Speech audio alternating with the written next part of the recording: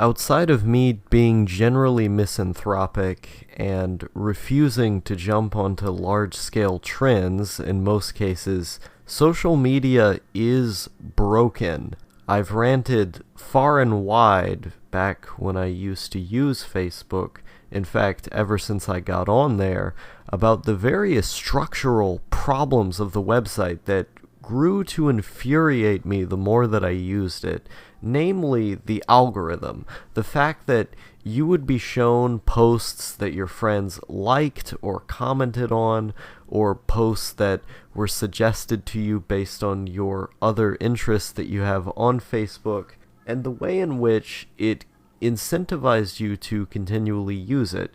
You had the option of getting browser notifications for your messages, for example, but it wasn't just relegated to the messages, it was all notifications. So you would end up getting a notification for someone commenting on somebody else's post, or someone liking somebody else's post, if you didn't have enough notifications in your own feed from people commenting and liking your own posts, which is a whole other debacle.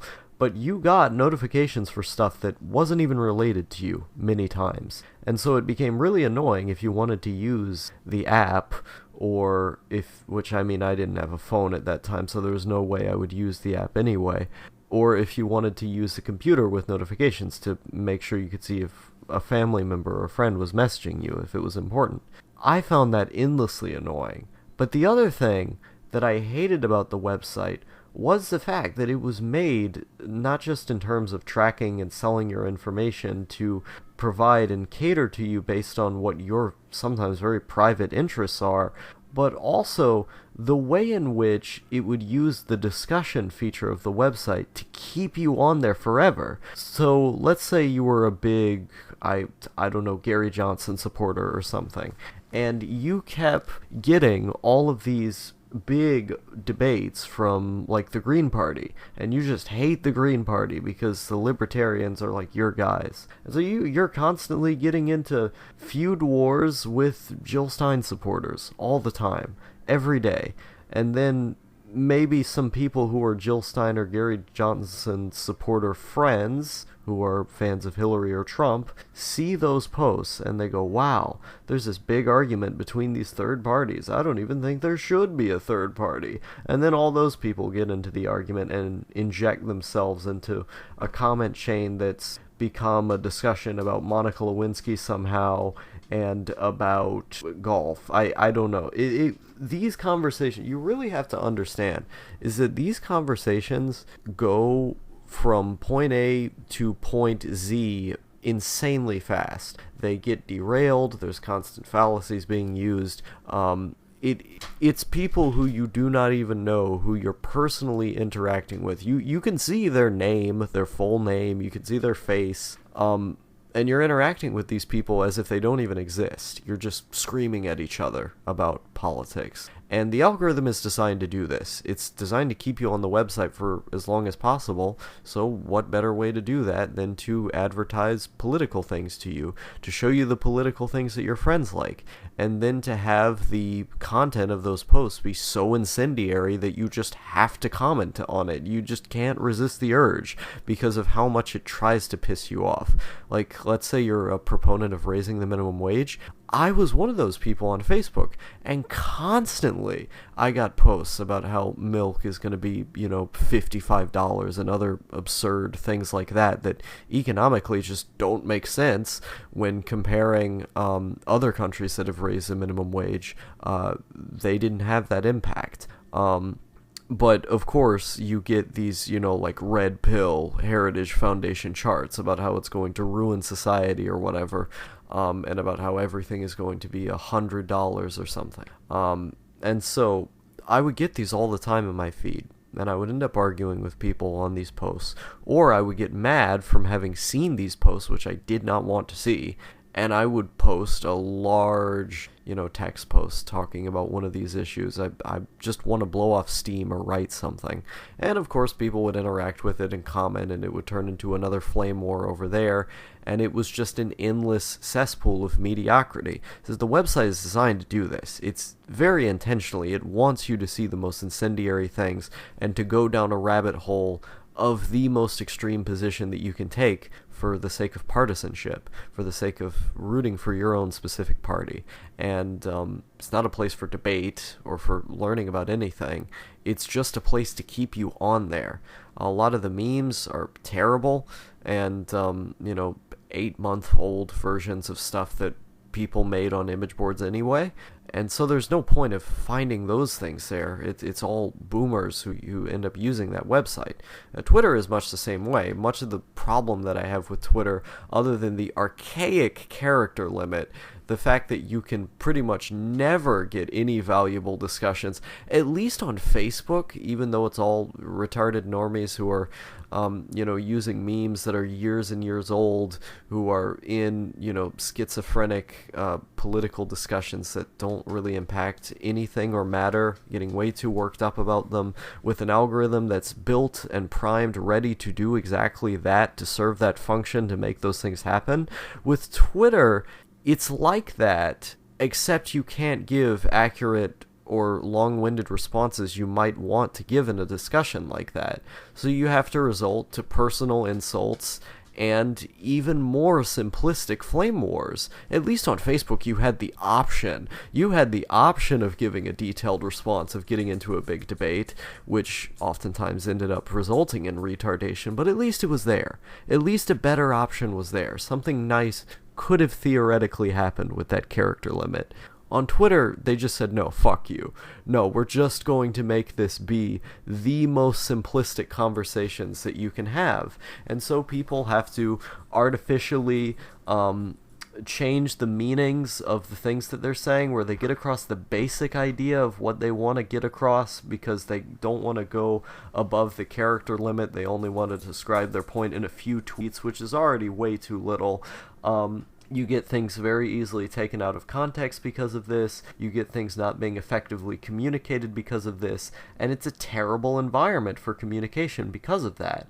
And so cancel culture, as it exists, I think in many ways originates from Twitter. Because on Twitter, the character limit is so limiting. I mean, it limits in the title for communication that people end up being basic bitches and just saying really basic stuff. And then you cancel someone on the basis of them saying that really basic stuff. But you can't really blame them because they were trying to figure out, the math wizard, rocket scientist level calculation of how to communicate these oftentimes very nuanced points into as few characters as possible. That's really sad. It's not a cool thing. It's not a cool thing when human communication is limited to that extent. But it's also the algorithm problem there too, where it's much the same way. You get, recommended into pointless bullshit all the time. Just recommended stuff you aren't interested in all the time. If you're in public, if you have people who you're following who like and share a lot of porn, cosplays, whatever it is, all of that trash, you're going to have to see it in public and scroll past it by accident, not because it's on your feed, because you follow that shit. No, it's because people who you're adjacent to follow that shit, and might even just give it a heart. And the whole system of giving people likes, giving them hearts on these various social media platforms like Twitter and Facebook and Instagram only serves to feed the constant need for affirmation and dopamine that exists in our age. In the social media age, over-socialization has overtaken people to such an extent that a lot of young people don't even believe anything. They just sort of have the vague ideas of their opinions based upon what their group thinks, or based upon what gives them a lot of praise and affirmation. In the social media age, when you can just post an image of yourself and potentially have 100 people say that they liked that picture, that's like 100 compliments, and you get addicted to it. You get addicted to the rush of posting something and having people react to it, and posting something and having people react to it, and you want to do it all the time because for you it's like your brain is going crazy. It needs more. It constantly needs, because that is a dopamine rush. It's a feeling of some kind of accomplishment or acknowledgement from other people. It's not a productive thing to do. You didn't write a really good piece piece that's deserving of praise. You probably didn't make a pretty good photo that's well done. Although if you had to use any of these social media sites, the only thing I would recommend using it for is just to have a place to post photography. Even in that event, I would recommend making a blog spot over it, but that's just me. Most likely it's going to be a fairly basic thing, low effort, something that didn't involve itself in making you develop some kind of skill, because you're too busy getting the dopamine rush, the social media addiction, the over-socialization of merely being rewarded or praised with a like or a heart or whatever equivalent. That disgusts me. I think that's absolutely horrendous for the human brain. And it was for mine, because I've never been on very many of these social media websites for very long. I always had a use it and run as soon as you can mentality, where once the utility that I was using it for was over, I didn't have a reason to use it. I, back then, hated them for reasons like the UI. I never liked the way Facebook or Twitter looked. I always thought they looked ugly. I preferred, like the Web 2.0 style. But I used those websites because there was a family member who I needed to speak with, and then the moment that I didn't need to do that anymore, I actually cut it off prematurely, way prematurely to be honest. I stopped. I just cut it out, and I never went back, and I never have went back since then after all this time. Like, I have the Messenger app on my phone, and I use it to communicate with two people, my mom and my dad. It's been that way, ever since, like, when was it? Fall? Yeah, fall of this year, because I was just forced into doing it. But I haven't had Facebook for so long, not since 2016, that I've kind of forgotten, I kind of forgot what it was like to... and then we go back, like Twitter, where I've only ever had Twitter for a few months at a time, and it's always been to keep up with some kind of current event. Like in 2016, the reason I had Twitter was in order to keep up with literally two YouTubers with their Twitter accounts, to see what they were up to, and I like their tweets and just look at them. But those were two YouTube channels I was really invested in. I didn't really use Twitter for anything else. I used it to message one, I guess it wasn't a friend, it was like an adjacent guy who I knew called Period, where he had this like blue avatar, and he told me this story of how, I believe he tried to like stab his sister or rape his sister or something. He tried to stab someone in his school, this Czech Republic guy. And I talked to him on Twitter DMs, and we had these really, really long essay conversations, which is what I wanted at the time, even though I didn't always know how to form one. And I had him on Twitter. I think we exchanged writing with each other a couple times, but it blocked me or something. And he always left the huge, giant-ass comments on my videos. He was like the only guy who commented on my vlogs at early 2017. One day he disappeared. But Czech guy aside, that short period of time in which I used Twitter, I did a couple rants on there that were pretty nice. Sometimes I liked the short character limit, where I could something that was kind of like aesthetic and fun, and I mean aesthetic in the visualizing sense, where there's visual attached to the text putting up there, where you're trying to communicate some kind of emotion. I like the idea of turning Twitter almost into a micro blog. Where you're not really communicating yourself, you're more so communicating a character. Like, you have a specific avatar and a specific color that your Twitter account is coordinated, and then posts that you make have some sort of creative significance. I always thought that was pretty cool, but it's not a reason to use the website. And maybe aggregate, as many cool things of art and aesthetically related things alongside your fairly obtuse, eccentric tweets, but that's about it. And even then, I would say don't use the website, but that's the most interesting thing I could think of using it for. And I tried to use it for something adjacent to that for a little while. Another thing I've used it for is news. Like, if there's a couple months, like a 2-month, I think the longest it's gone is 2 months, a 2-month strand of time, I'll make a Twitter account, and then I'll follow a select number of accounts that I know are going to be tweeting good stuff about that news event. And then once the news event is over, like, there's no point of using Twitter, just delete it again.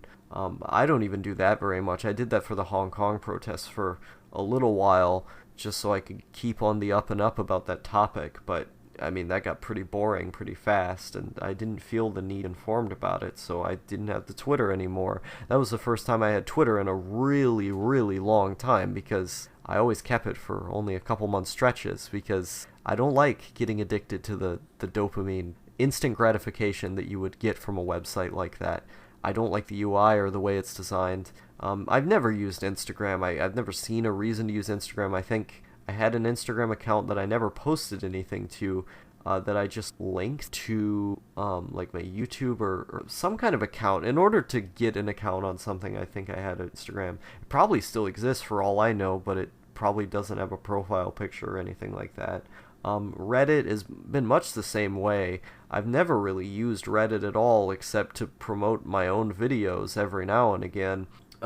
Or back in the day, I used Digi's subreddit in like 2016, mid to late 2016. I read the subreddit, and I would sometimes discuss things with people on there, but very, very rarely did I post. If I did post something, it would be like this like internet archive thing that I had found of one of his old blogs that he thought was missing. Like I would do random stuff like that, but I never really did anything on Reddit because I always preferred image boards more.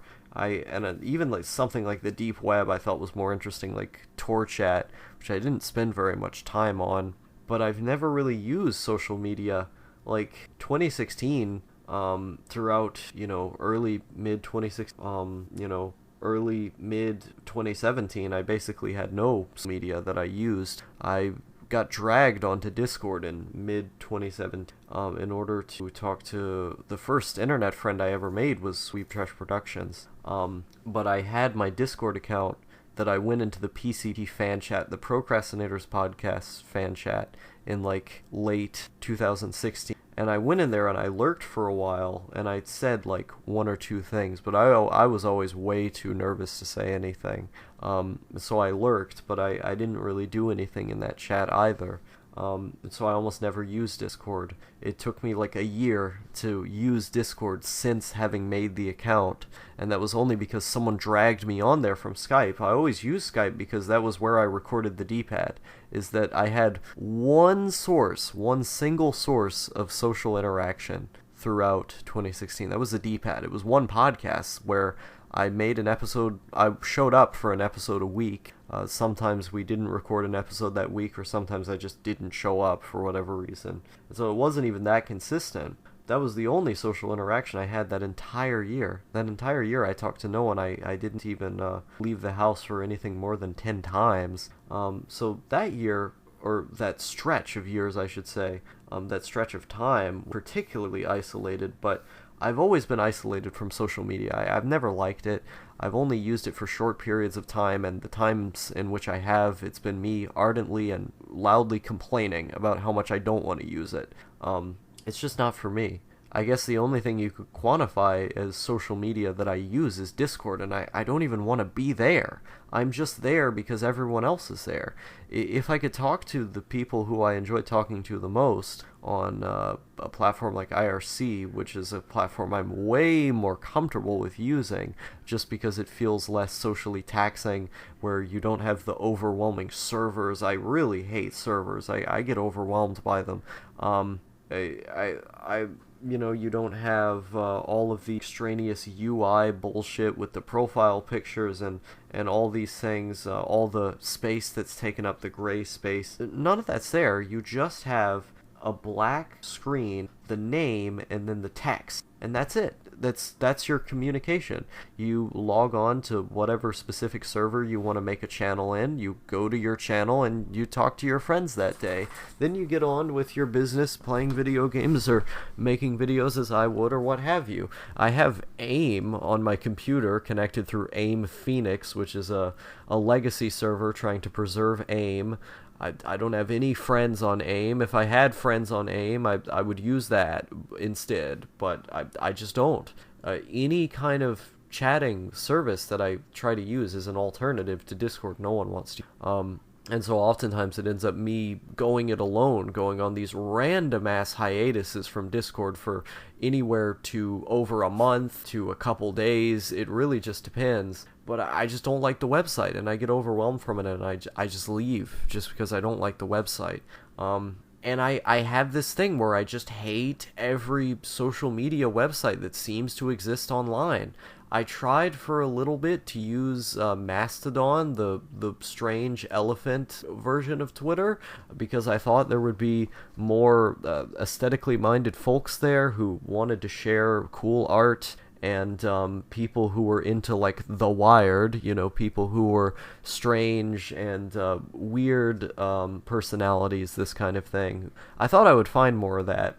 I ended up only following No Thank You on there, and his posts got increasingly more incoherent as the days went by. I didn't quite understand most of what he meant. I don't even know if he uses Mastodon anymore, but he was the one who got me on there, and I didn't stay very long. I just thought it was kind of a strange gimmick. I'm never going to use gab.io or whatever that shit is. It's stupid. So I'm basically relegated to shitty Discord, even though I don't really like using it very much. I'm just kind of stuck there. So I don't know. I don't really use Skype either, except to talk to Z-Dog. That's the one instance in which I do use Skype. So I'm basically dead when it comes to social media. Unless you would count my anime list, which I don't. I don't use the forum interactivity or anything like that. Messages I don't really use either. I just kind of use it to log anime. So I'm radio silent as far as most things go. Even Discord, the one that I use, I'm frequently not on there.